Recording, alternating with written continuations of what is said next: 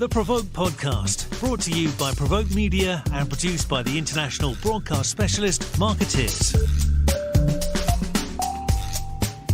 Welcome back to the PRovoke Media Podcast. I'm Megan Keoghan, Head of Content Partnerships here at PRovoke Media and host of today's episode. We are in the second of a two-part episode with Sylvie Harton, SVP of Strategy and Global Head of PR and IR Solutions at Notified. Today, we are talking about the nitty-gritty of a PR practitioner's role in ESG coaching, communicating, being the recipient of the message, and their role in getting it out to the masses. So Sylvie, thank you so much for being here. Thank you for having me. We've talked a lot in our first episode about purpose, authentic purpose, what that all means.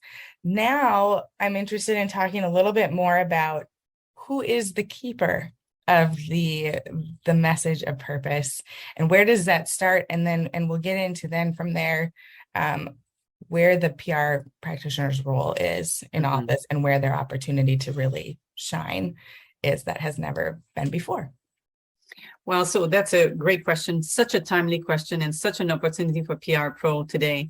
But I think first, before we define how PR will help, we have to decide, where is this owned in the organization?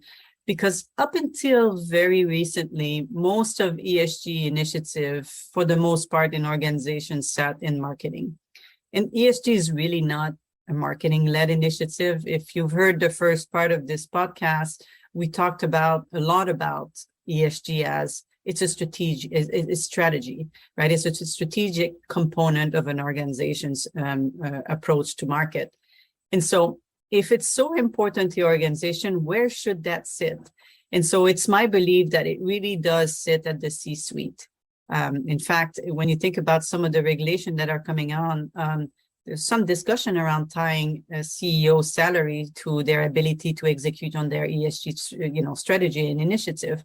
But I think one place that certainly CEO can be, but where I've seen a lot of success is with the CFO actually leading these initiatives, in part because up until now, organizations have had challenge reporting on their execution, right? Coding and reporting on the execution of these strategy.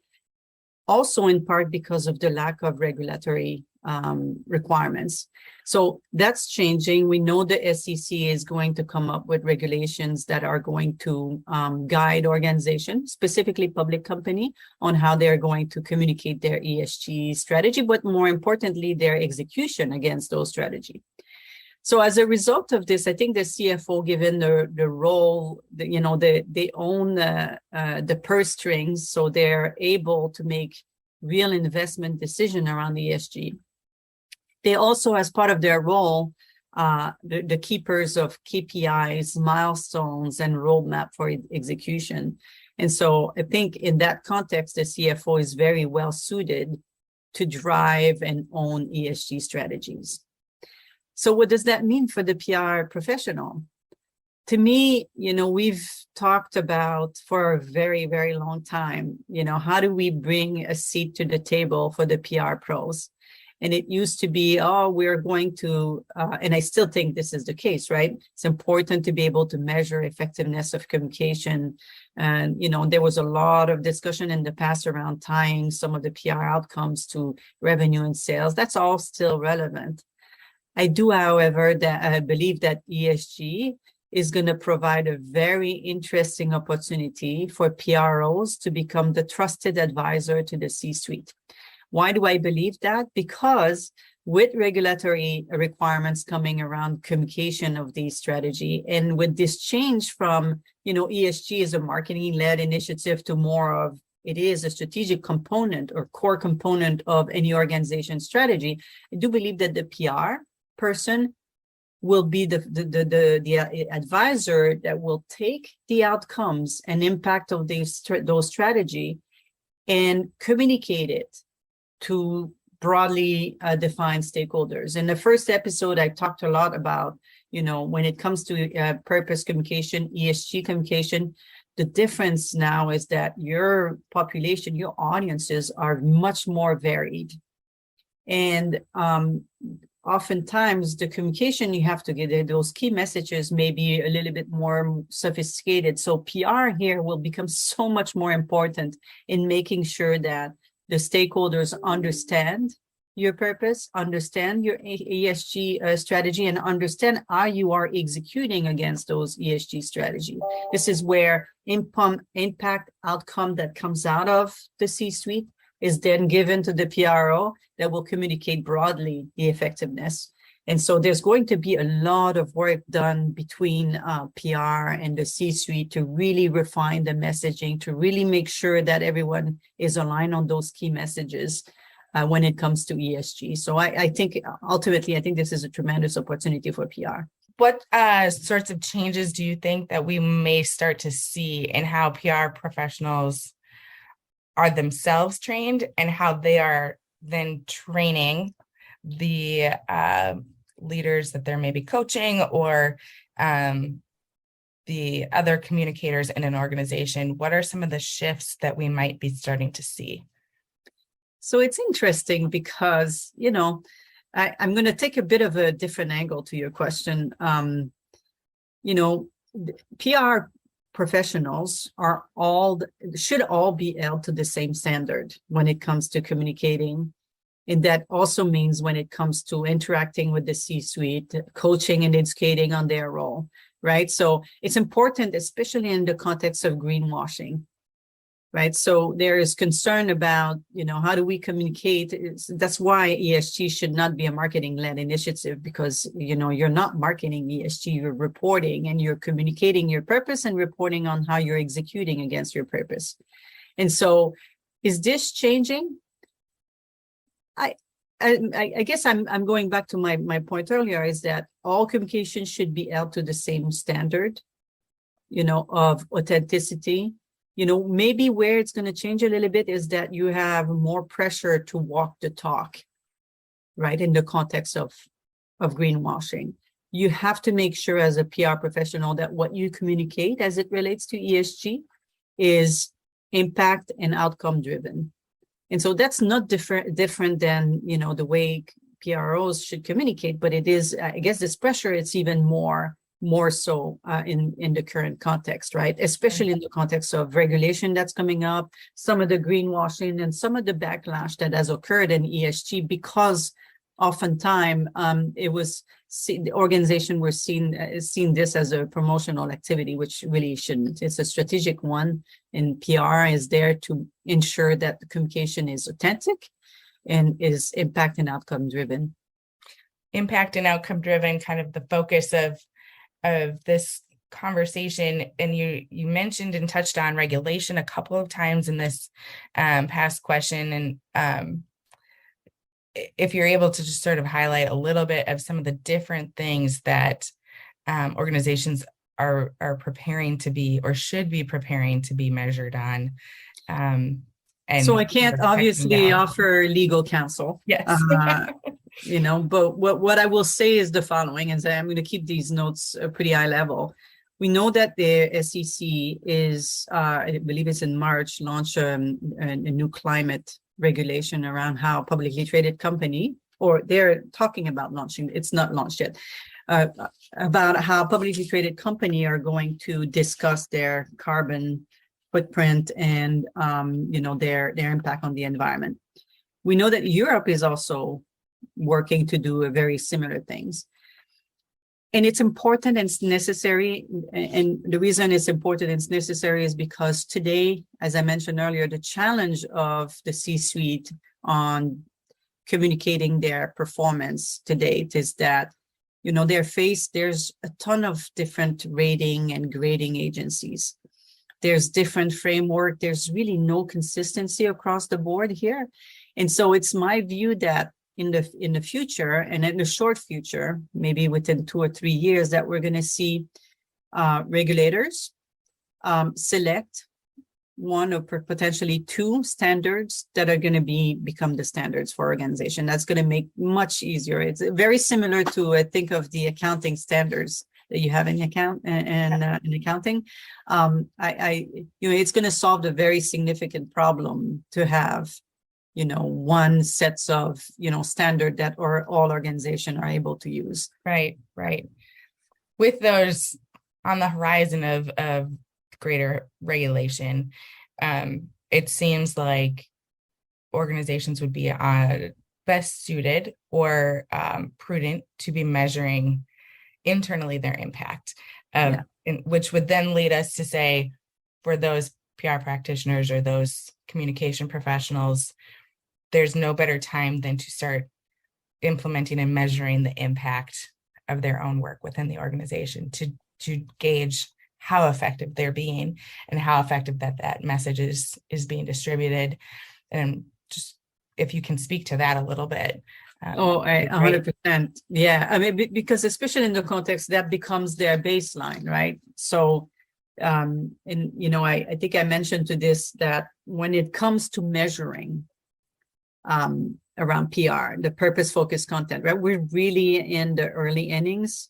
But at its core, it's really asking questions like, does, our audience understand? Do they agree? And what is the impact of earned media coverage that has on focus on purpose, right? And so it's all, and when you take this, once you understand your baseline, that you've assessed your effectiveness, then you can start tying this back to performance metric like employee retention, like, general, and even sales to some extent, right? And so it's important to start now because that creates your baseline, but then on a monthly, quarterly, and annual basis, you should refresh your data and combine this with some pulse surveys so that you can align pulse survey HR data alongside those data as well.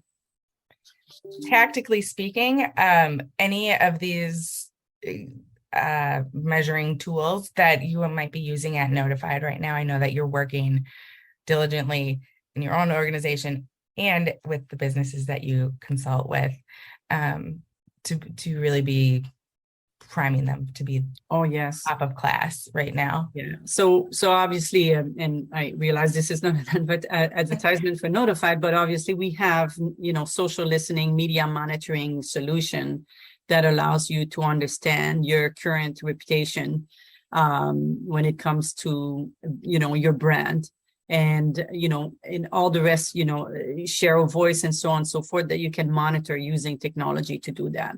Yes, absolutely. And we're seeing, what's interesting here is that the use of social listening and media monitoring is not new to the PR buyer. But what we're starting to see is that it's starting to bleed into other organizations like the IR person. And that point is really important because ESG and purpose-driven communication will force, we know it's forcing collaboration across functional areas, right, at the executive level, because we know that whether HR has to participate, we know that manufacturing, when it comes to carbon footprint, all of these functional areas are forced to collaborate in terms of measuring their ESG effectiveness. And that will trickle down to the PR and the IR buyer, because that will force them to really align. So PR, I look at it as PR owns the brand story. And so this is where social listening, media monitoring becomes very important to understand your brand reputation. And then the IRO, the IR person, owns the financial story. In the context of ESG, these two will have to be really, these stories, whether brand or financial, will have to be aligned and coordinated. So that becomes an ESG storytelling, right?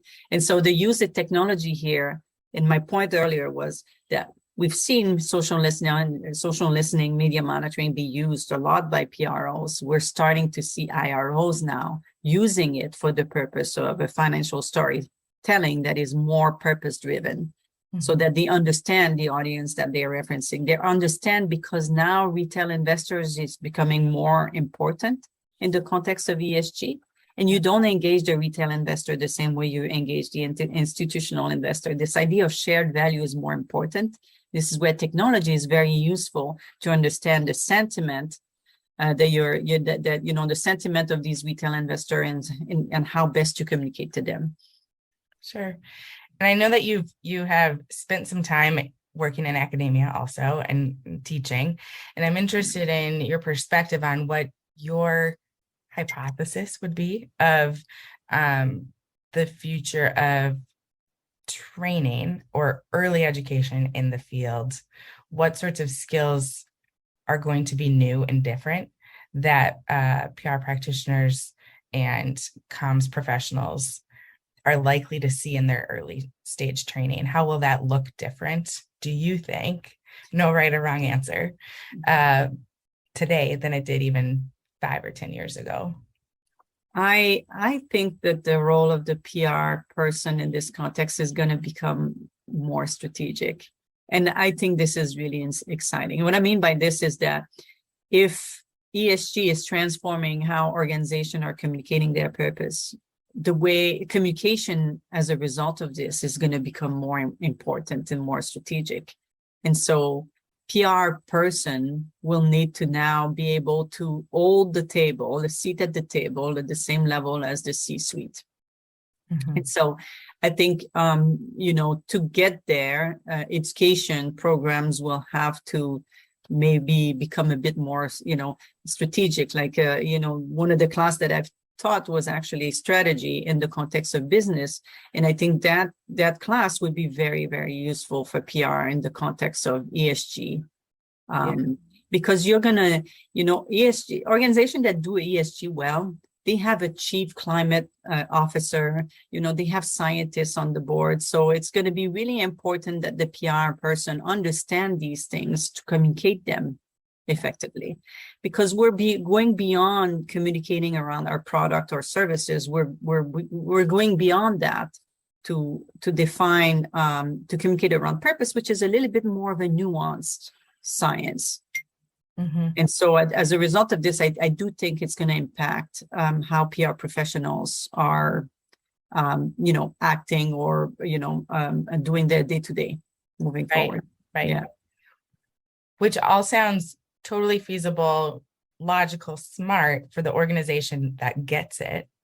But for the organization that doesn't get it yet or hasn't kind of come around, where's the opportunity, or where are some of the skills that a PR practitioner, comms professional, communication expert are going to be able to bring to sort of turn those heads or make room at that table that you're speaking about? Can you repeat the question differently? Sure. We've talked a lot about organizations that get it, right? Yeah. The ones that accept that this is a very logical. It's important. Yeah. Yep. But for those that haven't really come around yet, or those that haven't quite figured out why they do need to make space at the table, can you speak a little bit about like the measurement and the metrics and the different ways that our industry is going to be converting minds? Okay, I got it. Interesting question. I will tell you that customer will vote with their dollars. Mm-hmm. So if an organization doesn't purposefully or share their purpose, communicate purposefully in this context, they're going to see result. It's going to be represented in results. And as I said, customer will vote with their dollars.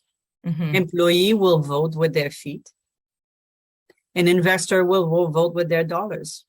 And so as a PR person, because this goes beyond corporate communication, right? It's going to have an impact in, the cost of capital that you're raising as an organization. That's going to have an impact in the retention number you have with your employee. In your sales, as I said, customer will vote with their dollars. And what that means is you're going to see it represented in sales. I can see a better way to really attract attention of the C-suite to ESG than those metrics. I think that's such a great kind of note to end on this, the importance of the metrics, making room at the table, the exciting horizon that we're on. The future is bright for PR. It absolutely is. It's a really exciting time.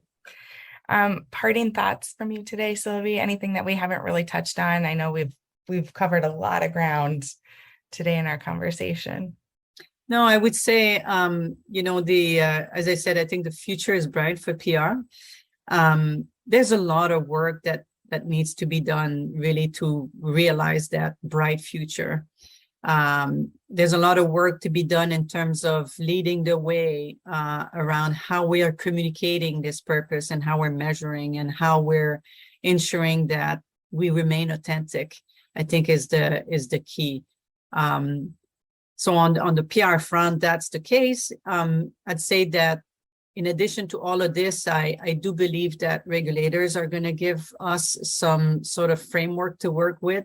So I think it's really important for PR pros to see the opportunity, but also to keep aware of what's happening, and form a community of ESG professionals, right, that are here to just advance this idea of purpose communication and making sure that organizations are indeed acting in the best interest of the world.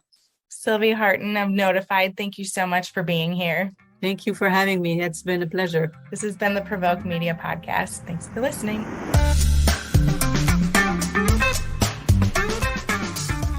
You've been listening to the PRovoke Podcast, brought to you by PRovoke Media and produced by the international broadcast specialist Marketeers.